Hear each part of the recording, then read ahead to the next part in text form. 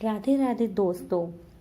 आज मैं आपके लिए एक कहानी और लेकर आई हूँ और उस कहानी का नाम है घमंडी का सरनीचा। जी हाँ, यदि हम घमंड करते हैं तो हमेशा अंत में उसकी हार होती है। एक फूल और एक पत्थर आपस में गहरे दोस्त थे। इतने गहरे दोस्त थे कि उनकी दूर दूर तक मिसाल थी। जहाँ भी उन्होंने जाना, जहाँ भी उन्होंने आना, साथ रहना, साथ खाना, साथ पीना, यही उनका नियम था।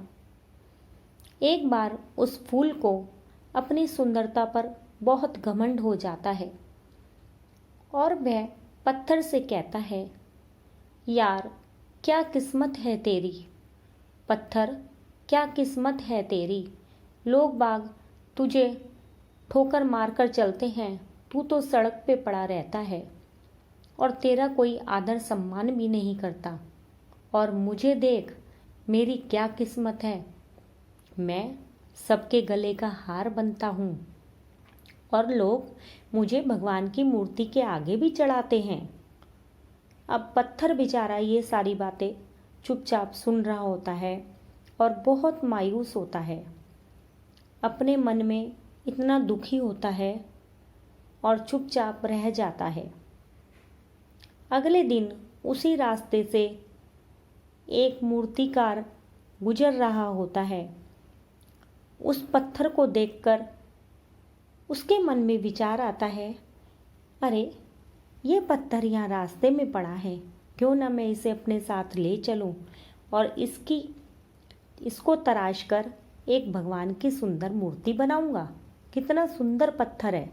ऐसा कहकर वह उसे अपने साथ ले जाता है और जाकर उसको तराशता है और उससे भगवान कृष्ण भगवान की मूर्ति बनाता है।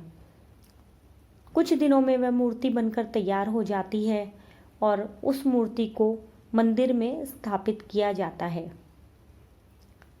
अब अगले दिन उस फूल को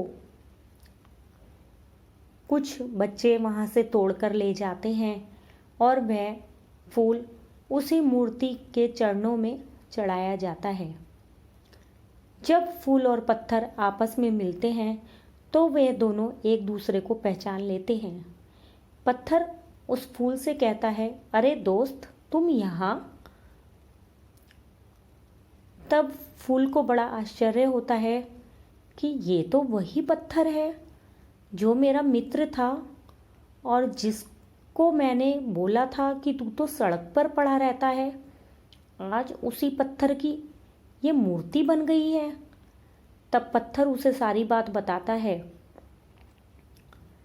और देखिए, फूल को अपनी सुंदरता पर कितना घमंड था कि उस पत्थर की कृष्ण भगवान की मूर्ति बन गई और वह मंदिर में स्थापित हुई और वही फूल अपने घमंड के कारण उसी मूर्ति के चरणों में चढ़ाया गया। तो बंधुओं, समय सबका आता है। आज कोई छोटा है तो कल वो बड़ा भी होगा और जिसको अपने बड़प्पन पर घमंड है तो उसका घमंड कहीं ना कहीं निकल जाता है।